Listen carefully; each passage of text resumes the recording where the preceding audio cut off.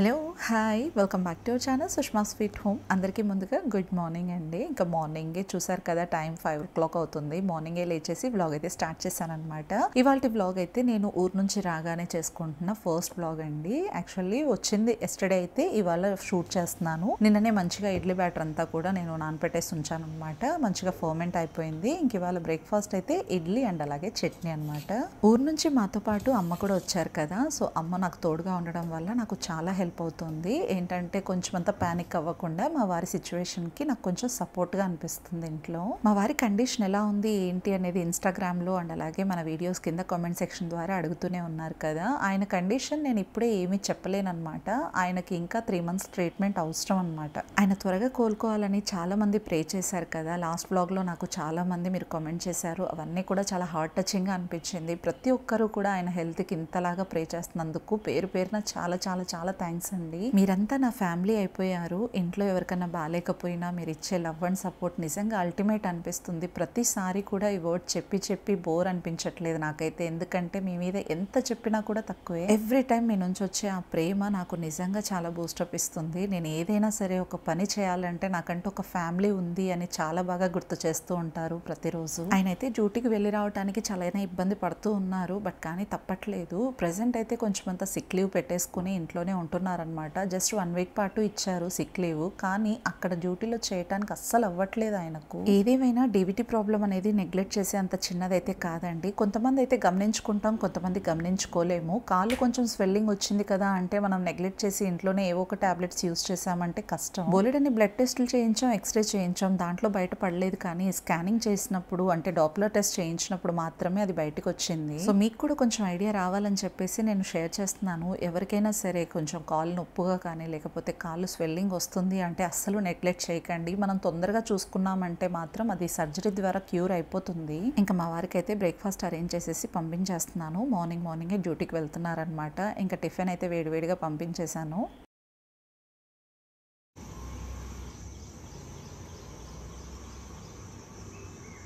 ఇక్కడ చూడండి కాళ్ళు ఎలా చాపుకొని వెళ్తున్నారో. బైక్ డ్రైవింగ్ కూడా కష్టమే అన్నారు.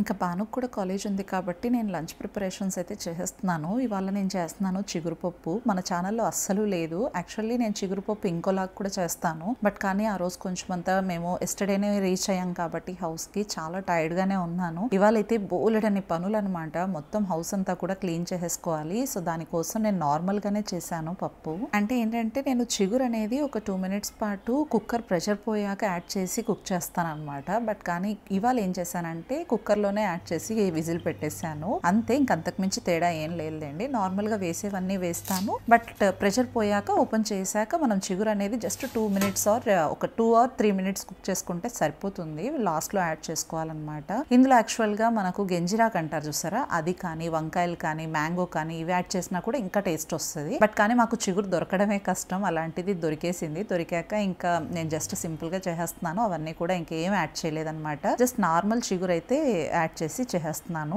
ముందైతే దానికి కాడలు ఉంటాయి కదా, మందపాటి కాడలు, అవన్నీ కూడా సపరేట్ చేసేసుకునేసి ఇలా నీట్ గా వాష్ చేసి యాడ్ చేసుకోవటమే. మనం ఊరు వెళ్ళొచ్చాం అంటే చాలు, చాలా వరకు ఇల్లంతా డస్ట్ ఫామ్ అయిపోతుంది కదా. నా సిచ్యువేషన్ కూడా అదే. సో అందుకోసమే ఇవాళంతా కూడా క్లీనింగ్ పెట్టేసుకున్నాను. హౌస్ అంతా కూడా డీప్ క్లీనింగ్ చేస్తున్నాను. చాలా వరకు మన వ్యూవర్స్ లో నా క్లీనింగ్ బ్లాగ్స్ చాలా సపోర్ట్ చేస్తున్నారు. నిజంగా చాలా చాలా హ్యాపీ అనిపిస్తుంది నాకైతే.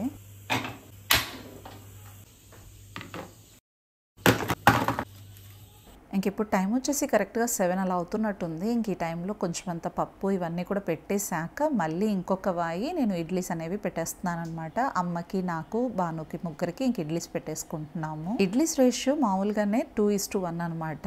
2 glasses ఆఫ్ ఇడ్లీ రవ్వ అయితే 1 glass ఆఫ్ ఉద్దిపప్పు యాడ్ చేస్తాను అంతే. చాలా చాలా ఫ్లఫీగా చాలా సాఫ్ట్గా వస్తాయి ఇడ్లీలు. ఇడ్లీ సాఫ్ట్గా రావాలంటే చిన్న చిన్న టిప్స్ ఫాలో చేస్తే పర్ఫెక్ట్గా వస్తాయి. లేదు అంటే కొంచెం అంత వాటర్ ఎక్కువ అయిపోవటం, ఇడ్లీ రవ్వ అంతా కూడా పొంగిపోవటం ఇలా జరుగుతూ ఉంటాయి కదా. అలా అవ్వకూడదు అంటే పర్ఫెక్ట్గా ఎలా చేయాలంటే మనం ముందుగా ఇడ్లీ కుక్కర్లో జస్ట్ 1 ఇంచ్ మనకు ఫింగర్ పెడితే 1 ఇంచ్ వాటర్ అనేది పెట్టేసి అది ఆల్రెడీ ముందే అంటే బాయిల్ పెట్టేసేయాలన్నమాట. ఒక 5 మినిట్స్ పాటు బాయిల్ చేసుకోవాలి. ఫుల్ ఫ్లేమ్లో వాటర్ అన్ని కూడా బాయిల్ అయిపోయాక స్టవ్ అనేది సిమ్లో పెట్టేసుకునేసి ట్రేస్ యాడ్ చేసుకోవాలన్నమాట. ట్రేస్ ప్లేస్ చేశాక మూత పెట్టేసుకున్న తర్వాత స్టవ్ని మీడియం ఫ్లేమ్లో పెట్టేసి ఒక 5 మినిట్స్ పాటు మంచిగా విజిల్ వస్తూ ఉంటుంది కదా సౌండ్, ఆ టైం వరకు మనం కుక్ చేసుకోవాలి. ఆ తర్వాత స్టవ్ని సిమ్లో పెట్టేసి ఒక 10 మినిట్స్ పాటు కుక్ చేసుకునేసి స్టవ్ ఆఫ్ చేసేసుకోవాలన్నమాట. ఆ తర్వాత మరో 5 మినిట్స్ పాటు అసలు ఓపెన్ చేయకూడదు. అప్పుడు మనకు పర్ఫెక్ట్గా సాఫ్ట్గా ఉండే ఇడ్లీస్ అయితే రెడీ అయిపోతాయి అనమాట. ఇంక ఇదైతే బానుకి సర్వ్ చేసేస్తున్నాను బ్రేక్ఫాస్ట్.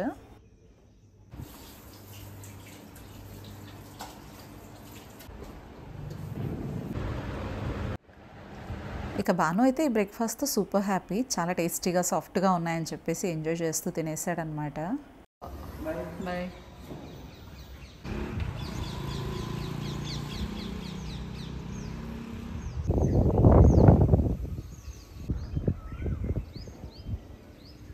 చూసారు కదా, ఇంకా బాను అయితే కాలేజ్కి వెళ్ళిపోయాడు. ఇంకా వాడు కాలేజ్కి వెళ్ళిపోయాక నేను కూడా కొంచెం నా వర్క్స్ ర్యాండమ్ థింగ్స్ ఉండేటి అన్నీ కూడా కంప్లీట్ చేసుకునేసి అమ్మకు కూడా బ్రేక్ఫాస్ట్ పెట్టేసుకున్న తర్వాత నేను ఇంకా క్లీనింగ్ అనేది ఆరామ్సే స్టార్ట్ చేస్తున్నాను. మొత్తం హౌస్ అంతా కూడా డీప్ క్లీన్ చేసుకుంటున్నాను, డస్ట్ ఫ్రీ చేసుకుంటున్నాను. బెడ్షీట్స్, సోఫా కవర్స్, టీపై కవర్ అన్నీ కూడా చేంజ్ చేసేస్తున్నాను అనమాట. మనం ఊరు వెళ్ళొచ్చాక చాలా వరకు డస్ట్ అంతా కూడా దాని మీద ఉంటుంది. సో దానికోసం అన్నీ కూడా చేంజ్ చేస్తాను. చాలా వరకు మనం ట్రావెల్ చేసి వచ్చాక చాలా టైర్డ్ అనిపిస్తుంది కదా, వచ్చిన వెంటనే చేయాలంటే అస్సలు అవ్వదు. నాకైతే అసలు ఓపికే లేదనమాట జర్నీ చేసి. యాక్చువల్లీ మా వారి విషయంలో చాలా వరకు ప్యానిక్ అయిపోయాను. నాకు ఆయన గురించి డాక్టర్ గారు చెప్పిన వెంటనే అసలు కళ్ళలో నీళ్ళు ఆగట్లేదు, ఆయన ముందర ఏడవటానికి అవ్వట్లేదు. నేను ప్యానిక్ అయిపోతే ఆయన టెన్షన్ అవుతారు. ఆయనకు వచ్చిందే స్ట్రెస్ వల్ల అంట, ఇంకా అది కూడా ఎక్కువ అయిపోతుందేమో అని చెప్పేసి నేను ఇంకా ఆపుకున్నాను. ఇంటికి రాగానే మా అన్నయ్య పిల్లలతో అందరితో కూర్చొని అలా ఏడ్చేసాను అనమాట. నా వల్ల కాలేదు, ఏమవుతుందో ఏంటో అని చాలా కంగారు ఉంటుంది కదా. హస్బెండ్ అంటే నాకు చాలా చాలా చాలా ప్రాణం అనమాట. ఆయనకి ఏమైనా కూడా నేను తట్టుకోలేను. నాకు బిగ్గెస్ట్ సపోర్ట్ ఎవరన్నా ఉన్నారు అంటే అది నా హస్బెండ్ మాత్రమే. ఈ వరల్డ్లోనే నా హస్బెండ్, ఆ తర్వాతే మా అమ్మ అండ్ మిగతా వాళ్ళందరూ వస్తారు.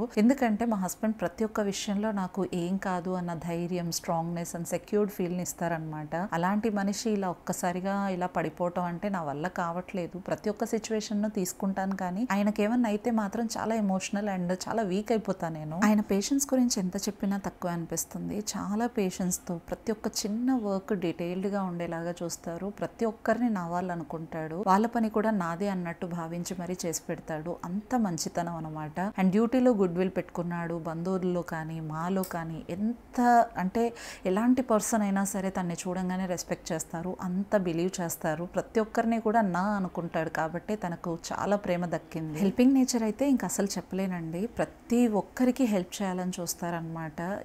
ఎలాంటి సిచ్యువేషన్లో అయినా సరే, అంటే అది మనం చెయ్యలేనిదైనా చేసేదైనా అది ఏమీ డిఫరెన్స్ చూసుకోరు. ప్రతి ఒక్క పని అది నాదే, నేనే చేసి పెడతాను అన్నట్టుగా దిగుతారనమాట. అలాంటి వ్యక్తికి ఇలా అవ్వటం అనేది ఎవ్వరము కూడా తీసుకోలేకపోతున్నాం. మా మమ్మీ అయితే ఇంకా అసలు చెప్పలేనులేండి, చాలా చాలా బాధపడుతుంది అనమాట. అందుకే ఉండలేక అనంతపూర్లో మాతో పాటు వచ్చింది. ఉండలేకపోయింది అనమాట. అనంతపూర్లో ఎంతున్నా కూడా మనసంతా ఇక్కడే ఉండిపోతుంది అని చెప్పేసి ఇంకా నేను పిలుచుకొచ్చేసాను. యాక్చువల్లీ అత్తయ్య కూడా నేను రానా అంటూనే ఉన్నారు. పాపం ఆవిడకి కూడా హెల్త్ బాగాలేదు. ఆవిడొచ్చి సఫర్ అవ్వడం కన్నా అక్కడే ఉండటమే మేలని చెప్పి మేమే వద్దని చెప్పామన్నమాట. ప్రతిసారి తను అంటూనే ఉంది నేను వస్తాను అని చెప్పి. తన మనసు కూడా అంతే, అక్కడ ఉంటుందే కానీ మనసంతా ఇక్కడే పెట్టేసుకుంది. ఏదేమైనా తల్లి మనసు ఎలా ఉంటదంటే పిల్లలు ఎక్కడైనా ఏమైనా సఫర్ అవుతున్నారు అంటే వాళ్ళ దగ్గరే తల్లడిల్లుతూ ఉంటది కదా. సో అదే చెప్తా నేనైతే. ఎప్పుడు కూడా తల్లి మనసుని కొలచలేమండి, వాళ్ళ ప్రేమను అస్సలు కూడా మెజర్ చేయలేమన్నమాట. ఇంకా హోల్ లివింగ్ రూమ్ అంతా కూడా క్లీన్ చేసేసాము. బెడ్షీట్స్ అన్ని కూడా చేంజ్ చేసి ఇలా అయితే ఆర్గనైజ్ చేసుకున్నాను నేనైతే.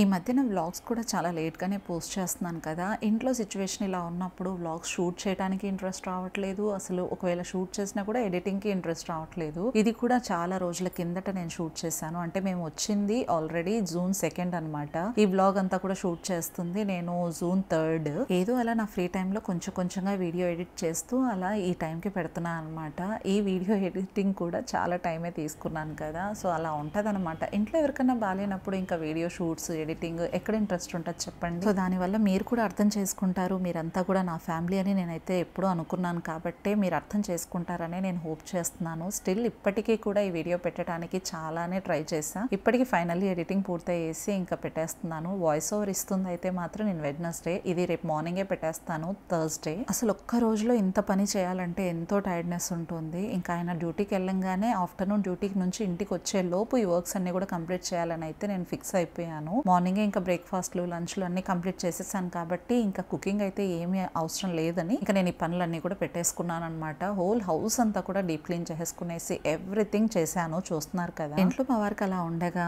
ఇల్లు మొత్తం దుమ్ముతో నిండిపోయింది అనుకోండి, ఇంకా మరిన్ని డిసీజెస్ వచ్చే అవకాశం ఉంటుంది కాబట్టి ఫస్ట్లీ ఇల్లంతా కూడా డస్ట్ ఫ్రీ చేసుకునేసి క్లీన్ గా ఉంచామంటే ఆయనకు కూడా బాగుంటుంది. లాస్ట్ ఫ్యూ వీడియోస్కి అయితే నేను షౌట్ అవుట్స్ అయితే ఏమి ఇవ్వలేదు కదా, ఏమీ అనుకోకండి, కొన్ని రీజన్స్ వల్ల ఇవ్వలేకపోయాను. ప్రతి ఒక్క కమెంట్ నేను చదువుతున్నాను, మీకు రిప్లై అయితే ఇస్తూనే ఉన్నాను, మీకు అదంతా కూడా తెలిసిన విషయమే. బట్ కానీ వీడియోస్లో లాస్ట్లో నేను చెప్పే ఈ షౌట్ అవుట్స్ అనేవి నేను ఇవ్వలేకపోయినందుకు నేను చాలా సారీ చెప్తున్నాను. And today shout outs goes to with all your respect Anitha Naidu, Lavanya, Chittiganji, Rajeshwari Devi, Ayaan Khan, Lucky Chinni, Divya simple vlogs, Padmaja, Pragathi, Sreeja, Nagendra Praneetha, Neeru's world, Priyanka Priya, Naramalli Neelima garu, Jaswitha Rani, Sai Sindhu talks and vlogs and అలాగే సంధ్య రాణి గారు. లాస్ట్ వీడియోకి మీరు ఇచ్చిన లవ్ అండ్ సపోర్ట్ నిజంగా నేను ఏమీ చెప్పలేకపోతున్నాను, మాటలే లేవు, అంత హ్యాపీ అనిపించింది. మా వారి విషయంలో ప్రతి ఒక్కరు కూడా మేము ప్రే చేస్తున్నాం తొందరగా రికవర్ అవ్వాలని అయితే పెట్టున్నారు. ప్రతి ఒక్కరికి కూడా పేరు పేరున చాలా చాలా చాలా థ్యాంక్స్ అండి. మా వారు కూడా చాలా ఎమోషనల్ అయిపోయారు. ఈ యూట్యూబ్కి వచ్చాకే మనం ఇంతమంది ఫ్యామిలీని గెయిన్ చేశామని మా వారు కూడా చాలా చాలా హ్యాపీ ఫీల్ అయ్యారనమాట. అండ్ కొంచెం అంత ఎమోషనల్ కూడా అయిపోయారులేండి. సో అదండి, ఇంకా హౌస్ అంతా కూడా డీప్ క్లీనింగ్, ఆర్గనైజేషన్ అన్ని కూడా కంప్లీట్ చేసేసుకునేసి ఇంకా ఫ్రెష్ మ్యాట్స్ అన్ని కూడా స్ప్రెడ్ చేసేసాను. అండ్ నేను కూడా ఫ్రెష్ అయిపోవాలి, చాలా టైర్డ్ అయిపోయాను.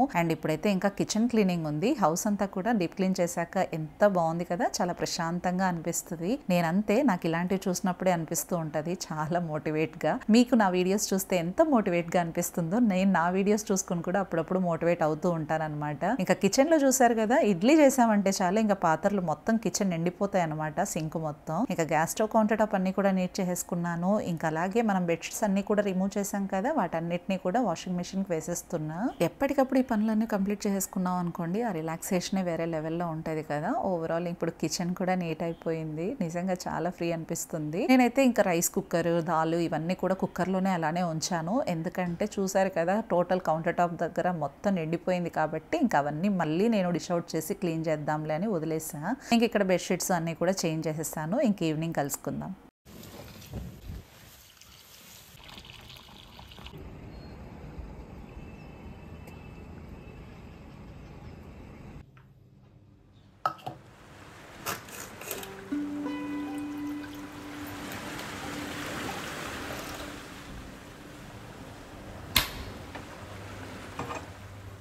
ఇంకా నేనైతే మంచిగా ఫ్రెష్ అయిపోయేసి ఆఫ్టర్నూన్ లంచ్ కూడా కంప్లీట్ చేసుకొని ఒక హాఫ్ అన్ అవర్ పాటు నాప్ వేసామన్నమాట అందరం కూడా. హస్బెండ్ కూడా డ్యూటీ నుంచి రాగానే ఆయన మంచిగా లంచ్ చేసుకునేసి పడుకునేసారు. ఇంకా ఆయన పడుకున్నాక నాకు కూడా నిద్ర పట్టేసింది, ఫుల్ టైర్డ్ అయిపోయాను కాబట్టి ఒక హాఫ్ అన్ అవర్ పడుకున్నాను. ఇంకా తర్వాత ఈవినింగ్ అలాగా టీ అయితే ప్రిపేర్ చేస్తున్నాను. అమ్మ ఈవినింగ్ టీ అయితే ఖచ్చితంగా తాగుతారు అనమాట. దేనికి అడిక్షన్ అయితే కాదు కానీ జస్ట్ రిలాక్సేషన్ కోసం తాగుతుంది. ఈవినింగ్ అలా టీ తాగింది అంటే కొంచెం అంత హెడేక్ ఉండదని చెప్పేసి తాగుతారు. ఇంకా టీ అయితే ప్రిపేర్ చేస్తున్నా.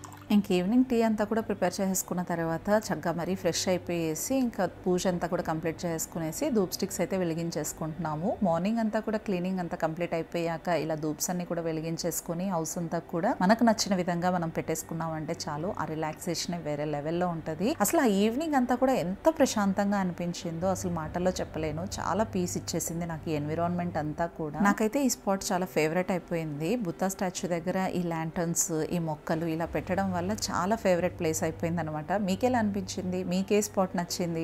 ఇలా సెంటర్ టేబుల్ మీదనా, లేకపోతే టీవీ యూనిటా, లేకపోతే బుద్ధా సెటప్పా, మీకేం నచ్చిందో నాకు కామెంట్ సెక్షన్ ద్వారా షేర్ చేయండి. మొత్తం అంతా కూడా హౌస్ నేను ధూప్ స్టిక్స్తో స్మెల్స్ అన్ని కూడా నింపేశాను. ఇదైతే నేను కాసేపు అంతా బెడ్రూమ్లో కూడా ప్లేస్ చేసుకుంటూ ఉంటాను. రూమ్స్లో ఎప్పుడైనా సరే ధూప్ స్టిక్స్ ఉన్నాయంటే ఏదైనా చిన్నపాటి జెమ్స్ కానీ లేకపోతే దోమలు కానీ ఇలాంటివి ఏవి ఉన్నా కూడా వెళ్ళిపోతాయి అనమాట. సో దానికోసం మనం హౌస్లో ఎనీ టైం ధూప్స్ వెలిగించుకోవటం చాలా మంచిది.